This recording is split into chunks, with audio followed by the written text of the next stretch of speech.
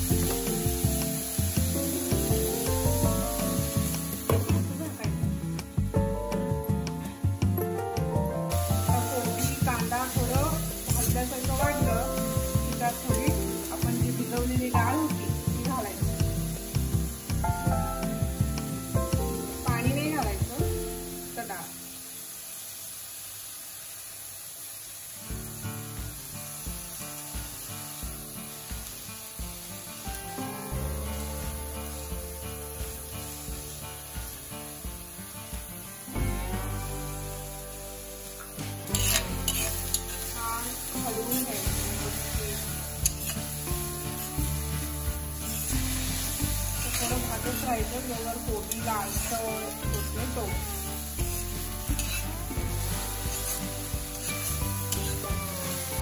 थोडंसं chilli flakes घालायचं कोबीला, छान चव येते.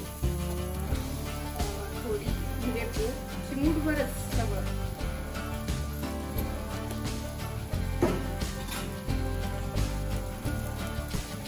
आणि थोडी हळद,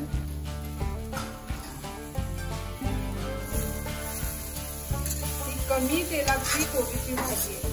तर तुम्हाला असं कमी तेलातलं जर कोबीची भाजी आवडत नसेल तर कोबी भाजून घेऊन एका वेगळ्या पातेल्यात काढून तुम्ही तेलामध्ये चटणी, मीठ, आता ते जे मसाले टाकते ते तुम्ही टाकू शकता.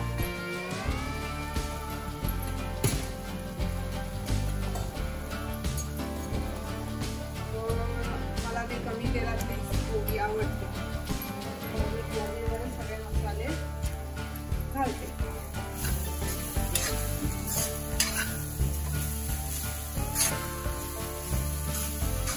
छान हलवून घ्यायचा मसाला सगळीकडे व्यवस्थित.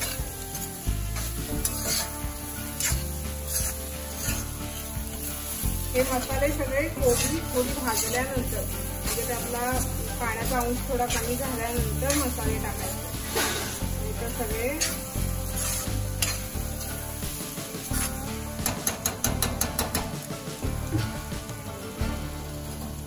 त्याच्यामध्ये थोडं शेंगदाण्याचं कूट, ज्याला आवडते त्यांनी घालावं.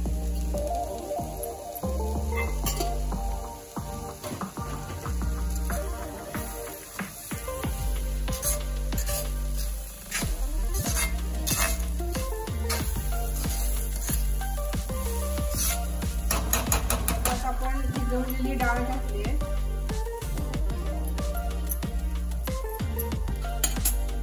ह्यात आपण थोडी भिजवलेली डाळ घातल्यामुळं थोडं पाणी थोडंसं 2 चमचे घालून वाफेवर जरा शिजवून घ्यायचं.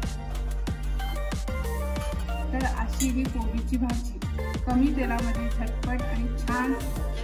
ही कोबीची भाजी तुम्ही भाकरीसोबत आणि 1 चमचा दही, सॅलड म्हणून बीटरूट असं तुम्ही खाऊ शकता.